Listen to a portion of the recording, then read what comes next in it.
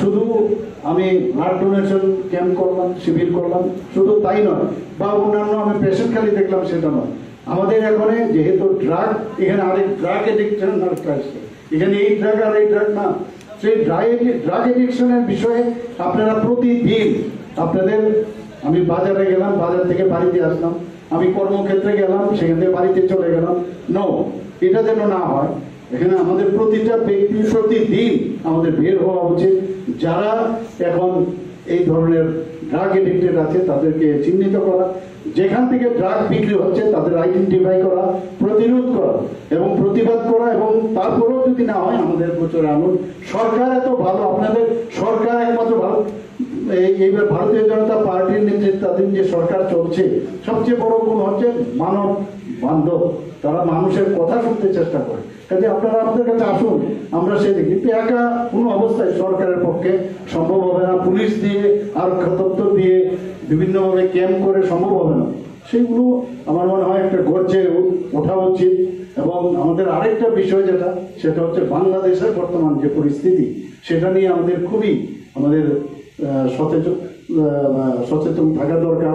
অনেক সময় ফেক নিউজও আসে, ফেক নিউজের কারণে আননেসারি যাতে আমরা ভাবাবেগে ধাবিত না হই, আগে খবরটা নিন সত্যিকারের কি হয়েছে, তারপর আমরা বলবো বাংলাদেশের এখন বর্তমান যে অবস্থা চলছে, কোনো অবস্থায় সেটা আমরা কোনোদিন ভাবিনি।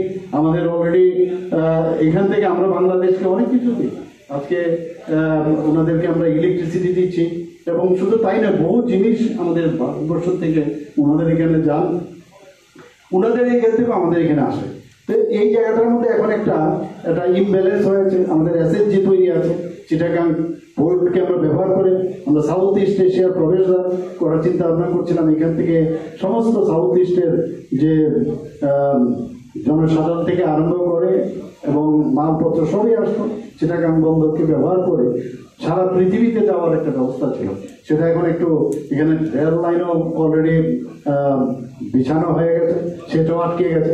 কিন্তু এইভাবে বাংলাদেশে কিন্তু চলবে না, এতটুকু আমি বলতে পারি। Without India Bangladesh cannot sustain, that I can give the guarantee.